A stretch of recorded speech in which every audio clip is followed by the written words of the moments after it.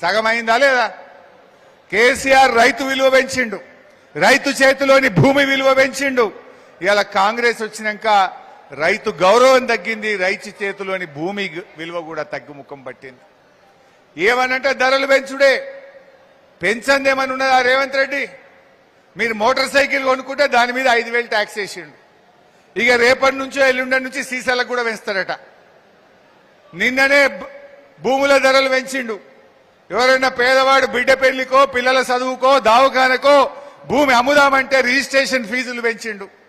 Registration ఫీజులు పెంచుతీవి, మందు బాబులకు ధరలు పెంచబడితివి, ఆర్టీఏ ట్యాక్సులు పెంచితివి, ఇచ్చేది మాత్రం ఎగబెడితివి.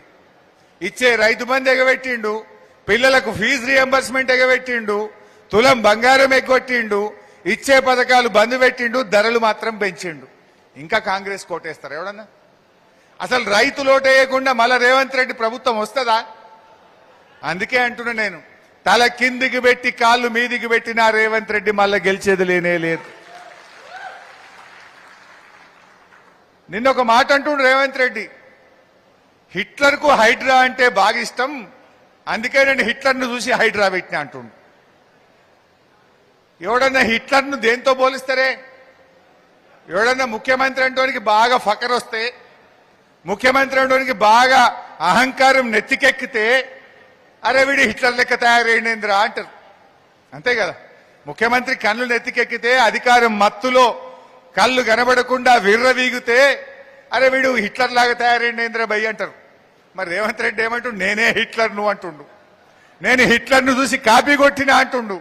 మరి హిట్లర్కి ఏం గతి పెట్టిందో మీకు తెలుసు కదా. హిట్లరు నాడు పేద ప్రజలను ఊచకోత కోసిండు, పేదల బతుకులు ఆగం చేసిండు. అందుకే ప్రజలు తిరగబడితే హిట్లర్ లాస్ట్కు తన తుపాకీతో తానే కాల్చుకొని చనిపోయిండు. ఇవాళ రేవంత్ రెడ్డి ఏం చేస్తుండు?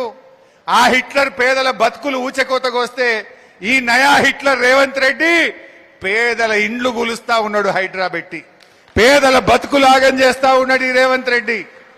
అందుకే నీకు కూడా రేపు ఆ హిట్లర్ కు పట్టిన గతే పడుతుంది. తెలంగాణ ప్రజలు నిన్ను తరిమి తరిమి కొట్టేది రోజులు దగ్గరలో ఉన్నాయి. ఇలా అందుకే గుర్తుపెట్టుకోండి, మనకేం బాధ లేదు, మొట్టమొదలే అన్న భవిష్యత్తు మనదే అన్న. ఇలా హిట్లర్ అంటే ఇంకోటి గుర్తొచ్చింది. జర్మనీ దేశం ఈ రోజు కూడా జర్మనీ దేశం ప్రజలకు క్షమాపణ చెప్తుంది.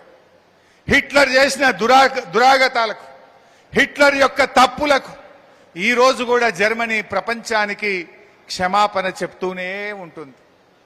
రేపు ఈ రేవంత్ రెడ్డి పాపాలకు, రేవంత్ రెడ్డి అవినీతి వల్ల రాబోయే రోజుల్లో కాంగ్రెస్ పార్టీ కూడా ఈ జాతికి, రాష్ట్ర ప్రజలకు క్షమాపణ చెప్తూనే ఉండాల్సి ఉంటుంది. రేవంత్ కు ఇలా ఆలోచించాలి. అసలైన కాంగ్రెస్ వాళ్ళు ఎవరన్నా మిగిలింటే, ఒరిజినల్ కాంగ్రెస్ వాళ్ళు ఉంటే, రేవంత్ పుణ్యమాని మీ జీవితం అంతా మా రేవంత్ చేసిన తప్పులకు, మా రేవంత్ హైడ్రాకు, మా రేవంత్ అరాచకాలకు, కబ్జాలకు మీరు కూడా తెలంగాణ జాతికి క్షమాపణ చెప్తూనే ఉండాల్సి వస్తుంది. ఇవాళ రేపటి తప్పదలకి అయిపోయింది కాంగ్రెస్ పని.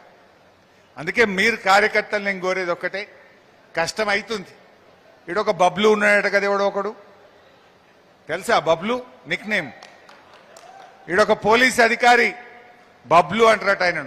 బబ్లు సంగతి చెప్తాం కానీ, ఆ బబ్లు ఎవడన్నా మా కార్యకర్తలు ఉన్న విషయాన్ని వడ్లు కొంటలేడనో, రైతు బంధు రాలేదనో, రైతు బీమా ఎగబెట్టినవనో సోషల్ మీడియాలో పోస్ట్ పెట్టే మా కార్యకర్తల్ని దెబ్బలు కొడుతుండట.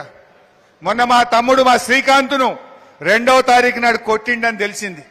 బిడ్డ బబ్లు, రేపు మా శ్రీకాంత్ చేత కేసు పెట్టించి బీఆర్ఎస్ గవర్నమెంట్ వచ్చినాక మా శ్రీకాంత్ ఎంత బాధపడ్డాడో ఆ బాధ ఏందో నీకు రుచి చూపిస్తాం, జాగ్రత్త అని చెప్పి హెచ్చరిస్తా ఉన్నా.